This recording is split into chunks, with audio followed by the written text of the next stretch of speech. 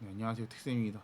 오늘은 제 아이패드에다가 제 마이크를 연결해 보려고 했는데 연결을 못 하더라고요. 그래서 지금 아이패드를 업데이트하면서 제가 고등학교 때 성적표를 숨겼던 썰에 대해서 잠시 좀 풀어보려고 합니다. 때는 고등학교 1학년. 갑자기 1학년 2학기 때 등수가 떨어지면서 한 100등 정도가 떨어진 적이 있었어요. 근데 이게 저는 한 번도 그런 적이 없었는데 너무 보여주기가 창피하고 민망한 거예요. 그래서 성적표를 이제 저희 때는 종이로 된 이렇게 종이로 된 성적표를 받았는데 그 성적표를 받아서 보통 부모님 사인을 받아오라고 했거든요. 근데 너무 싫은 거예요. 그래서 어떻게 했냐면 성적표를 숨겼어요. 어차피 부모님도 뭐 바쁘시고 할 테니까 성적표를 숨기고 어디다 숨겼냐면 피아노 소곡집에다 숨겼어요. 그때 뭐 피아노 배운다고 잠깐 뭐 깔짝깔짝거려가지고 피아노 소곡집에다가 성적표를 이렇게 숨겼는데 그냥 아무렇지 않은 척 연기를 해야 되잖아요. 연기를 하고 사는데 며칠 있다가 역시 우리나라 부모님들은 항상 느끼는 게 모르는 게 아니라 모른 척을 해주시는 거더라고요. 그래서 며칠 뒤에 딱 봤는데 어머니께서 요래 하시는 거예요. 왜 무슨 일이냐고. 그냥 더 센 척을 했어요. 왜냐하면 들키면 안 되니까.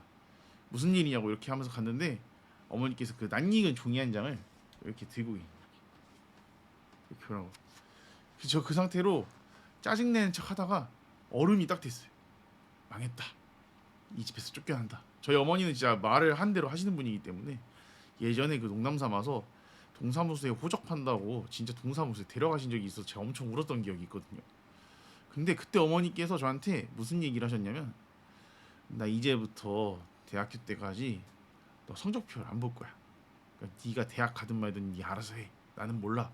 하고 훅 들어가신 거예요. 처음에 들었을 때는 에이 설마 그러시겠어? 라고서 생각 안 하고 있었는데 그 뒤로 대학교 4학년 때까지 한 번도 성적표에 대해서 얘기를 하신 적도 없고 언급을 하신 적도 없었어요. 한 번 그 대학교 2학년 때 학생회 한다고 술 퍼먹고 A뿔 2개, C뿔 4개 받았다가 집에서 쫓겨날 뻔한 적 빼고는 그때까지도 성적표를 안 보셨어요. 그게 네 인생이니까 내가 굳이 신경 쓰지 않겠다라고 말씀을 하셨거든요. 그리고 지금도 저희 어머님은 마찬가지로 제가 뭘 하든 별로 신경을 안 쓰시는 척하면서 꽤 많이 신경을 쓰세요. 근데 갑자기 이 썰을 왜 풀었냐면 제가 성적표를 숨겼다는 게 잘한 게 아니라 제가 만약에 저희 부모님이 그렇게 저를 약간 방관하듯이 이게 되게 그런 게 제가 장남이거든요. 장남인데 집에서 이게 막 저는 어렸을 때 사실 돈이 별로 없어서 가난해가지고 학원을 그렇게 잘 다니지 못했어요. 그러니까 집에서 막 공부를 하고 있으면 어머니 아버지께서 너 왜 공부 안 해? 이런 얘기가 아니라 이렇게 어깨 툭 쳐요. 하시면서 잘하고 있지? 믿어? 이러고 가시는 거예요. 그럼 난 너무 마음의 짐이 크거든요. 차라리 뭐라고 좀 하지. 근데 그렇게 뭐라고 안 하시고 얘기를 해주시니까 그때부터 제가 공부 좀 열심히 한 것 같아요. 그때부터 뭐랄까 막 열심히 공부하고 공부를 많이 하고 진짜로 큰일 났다 싶은 생각이 들었거든요.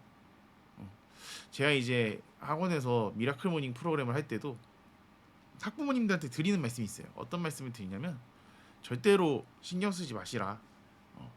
깨우지도 마시고 뭐라고 하지도 마셔라. 왜냐하면 그거는 아이들이 해내야 되는 일이거든요. 저희가 항상 저도 그렇고 선생님들도 그렇고 하는 얘기가 뭐냐면 공부를 스스로 하지 않으면 의미가 없다라고 제가 항상 늘 얘기를 하거든요. 물론 이제 그 과정 중에 모르겠어요. 습관이 안 잡혀 있는 부분들도 있을 거고 그런 부분에 대해서는 당연히 같이 얘기해주고 점검해 나가야 되지만 기본적으로 뭐라고 해야 될까요? 이 혼자서 해버릇하고 스스로 주도적으로 무언가를 하는 연습을 한 학생하고 그러지 못한 학생하고는 꽤 많이 차이가 나는 것 같더라고요.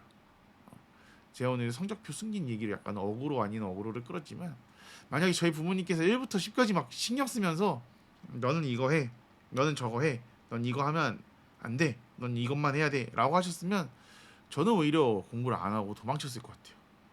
저는 오히려 도망쳤을 것 같고 그냥 우리가 뭐 학생들도 마찬가지고요. 선생님들도 마찬가지고 아이들이 스스로 할 수 있는 부분들은 좀 남겨줘야 되지 않나. 저는 개인적으로 그렇게 생각을 합니다.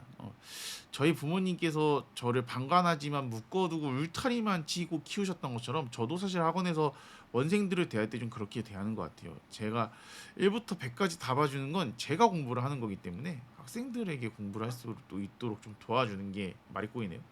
도와주는 게 맞는 거고 모든 일을 그렇게 해버릇하지 않으면 사실은 사회에 나가서도 뭔가를 할 수가 없잖아요.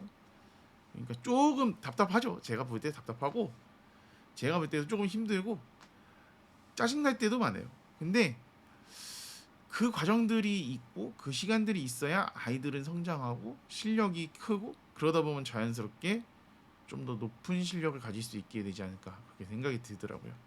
만약에 그런 부분에 대해서 고민이 있다면 스스로 할 수 있는 부분에 대해서 한번 찾아보는 것도 괜찮을 것 같습니다. 그리고 계획을 세우는 것도 중요하고요. 목표가 있는 것도 분명히 중요한 것 같아요. 근데 그 목표나 계획도 마찬가지로 남이 짜주는 거 말고 내가 짜주는 거, 내가 나 자신에게 약속하는 것 이게 중요한 것 같더라고요.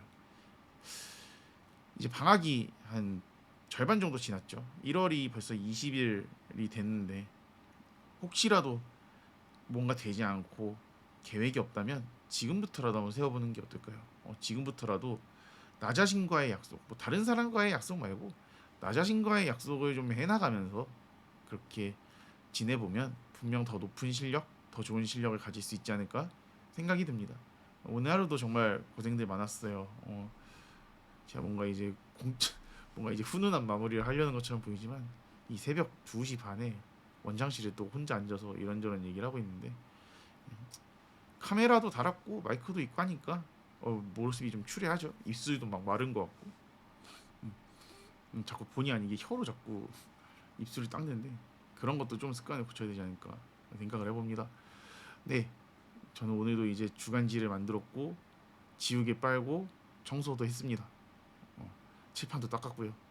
그냥 누가 알아주지 않아도 스스로 제 일을 해나가는 것처럼 저희 아이들도 그리고 어쩌면 이 영상을 보시는 모든 분들도 그냥 소소하게나마 내가 해야 할 일을 매일매일 해나가는 게 중요하지 않을까 그렇게 생각이 듭니다.